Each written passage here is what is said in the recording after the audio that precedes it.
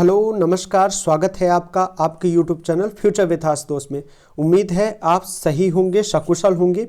यहाँ पे Indian mapping की क्लास चल रही है। इसके अलावा इन पॉलिटिव की क्लासेज आप देख रहे होंगे। पॉलिटिव में इस टाइम तक अभी राष्ट्रपति ख़त्म कर दिया हूँ, पूरी तरह राष्ट्रपति तक पहुँच गया हूँ। बहुत ही बेहतरीन क्लासेस चल रही हैं, उसको किसी से भी कंपेरिजन कर लीजिए, एक पैसे आपके नहीं लगने और बहुत बेजोड़ क्लासेज है। पूरी मेहनत डाल दिया हूँ मैं अपनी उसमें। आप पॉलिटी देखिए, इंडियन मैपिंग चल रही है। उम्मीद है आपको इंडियन मैपिंग पसंद आएगी।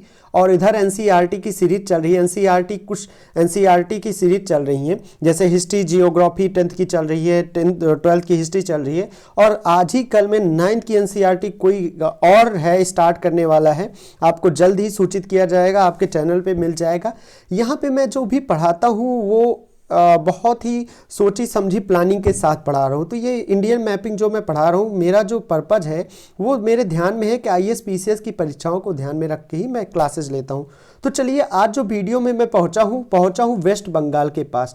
वेस्ट बंगाल के पहले मैंने हर एक राज्य के बारे में थोड़ा थोड़ा सा बता दिया, एक बेसिक आइडिया दे रहा हूँ। तो चलिए वेस्ट बंगाल के पास पहुँचते हैं।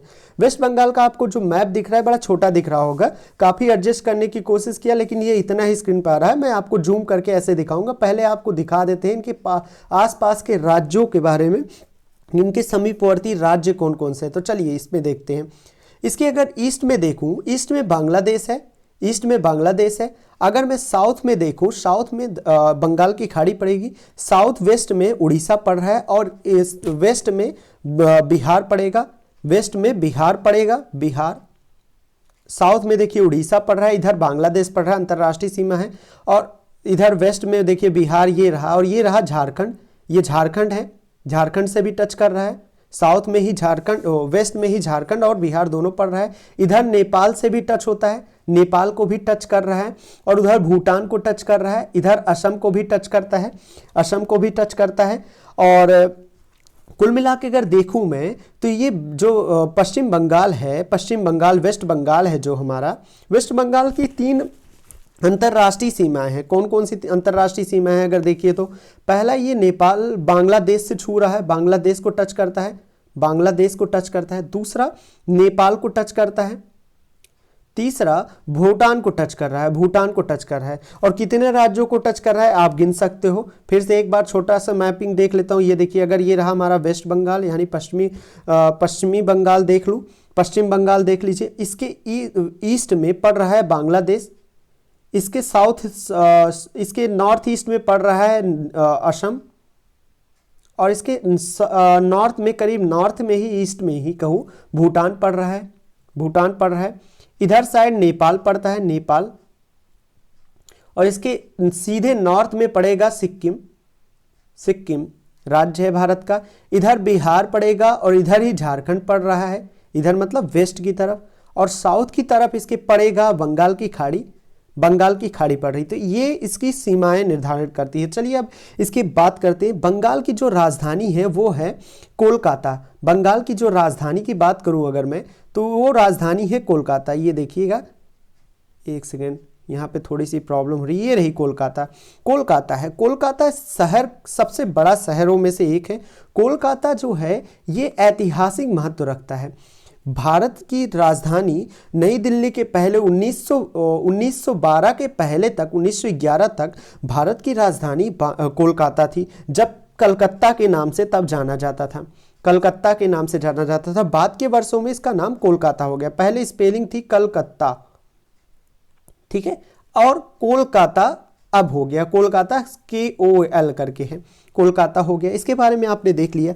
इसमें कुल 23 जिले हैं। अगर आप जूम करके देखिए 23 जिले हैं। 23 जिलों के मैं नाम यहाँ पे नहीं बताऊंगा, लेकिन आप अगर चाहो तो विकिपीडिया कर सकते हो, विकिपीडिया कर लीजिए या आप इंटरनेट कर लीजिए। पूरे 23 जिले इसमें कुल मिला के हैं। यहाँ पे ये क्वेश्चन ऐसे नहीं आते। इसकी अगर सर्वोच्च चोटी की बात करूँ, सबसे ऊंची चोटी की बात करूँ अगर इसकी, तो सर्वोच्च चोटी का नाम है यहाँ पे सदंक्यू, लिख रहा हूँ ऑन स्क्रीन देखिएगा।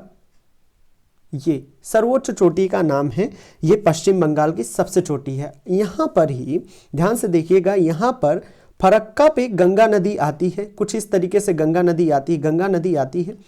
और गंगा नदी 2 भागों में बट जाती है। यहीं पे एक हुगली बन जाती है, इसकी दो विक्रियाएं बनती है, जैसे मैंने गंगा नदी तंत्र में बताया भी है। गंगा नदी हुगली और हुगली और भागीरथी नाम की दो नदियों में बढ़ जाती है। यही भागीरथी यानी गंगा की मेन पार्ट बांग्लादेश में एंट्री लेती है। बांग्लादेश में ये भागीरथी यानी गंगा नदी जमुना, जिसे ब्रह्मपुत्र, जिसे जमुना नाम से जाना जाता है, जमुना नाम से जाना जाता है, के साथ मिलके पद्मा बन जाती है। और पद्मा आगे जाके बंगाल की खाड़ी में जल गिराती है, मेघना नदी आती है, उसी में ये होता है। ये चीज़ें मैं चर्चा कर ही चुका हूँ आपसे, बहुत चीज़ें। देखिएगा, यहाँ की कुछ फेमस चीज़ों की बात करूँ, जो छोटे छोटे प्रश्न हैं, बहुत ज़्यादा मैं विस्तार पे नहीं करता हूँ, क्योंकि आज की डेट में मेरी तबीयत भी बहुत ज़्यादा ख़राब है। रात के 2-2:30 बज रहे हैं इस टाइम मैं वीडियो बना रहा हूँ, क्योंकि रेगुलरिटी टूट रही थी, तो मुझे लगा कि आपको वीडियो बना देना चाहिए। पश्चिम बंगाल की बात करूँ, वेस्ट बंगाल की बात करूँ, वेस्ट बंगाल में दुर्गा पूजा बहुत ही फेमस है। दुर्गा पूजा यहाँ का वर्ल्ड फेमस है। दुर्गा पूजा में ही यहीं से एक पूर्व राष्ट्रपति थे, उन्होंने भी दुर्गा पूजा के महत्व को सराहा। और यहाँ के जो फेमस लोगों की बात करूँ, अगर फेमस हस्तियों की बात करूँ, तो देखिएगा आगे दिखाता हूँ आपको मैं। ये मेरा मैप देख लीजिए। हाँ, टाइगर रिजर्व में छूट रहा था। यहाँ पे वेस्ट बंगाल में 2 टाइगर रिजर्व हैं। एक का नाम है सुंदरवन टाइगर रिजर्व, और दूसरा है बुक्सा। पहले सुंदरवन की बात करता हूँ। सुंदरवन यहीं पे साउथ में, जहाँ पे गंगा नदी की मुहाने पे, ये वाला जितना रेड कर रहा हूँ इतना टोटल की बात कर रहा हूँ, इस गंगा नदी के मुहाने पर जो एक वन टाइप का, एक जलोढ़ मिट्टियों का, एक कछारी मिट्टियों का जो समूह बन रहा है, वहाँ पे एक सुंदरी नाम के वृक्षों का एक वन पाया गया, जो सुंदरवन के नाम से जाना गया। उस वन को सुंदरवन बता दिया गया। सुंदरवन का डेल्टा विश्व का सबसे बड़ा डेल्टा है। सुंदरवन का डेल्टा विश्व का सबसे बड़ा डेल्टा है। सुंदरवन का डेल्टा में टाइगर के लिए जाना जाता है, अपने टाइगर्स के लिए जाना जाता है वेस्ट बंगाल के। और यहाँ पे यही सुंदरवन के डेल्टा को टाइगर रिजर्व बनाया गया है।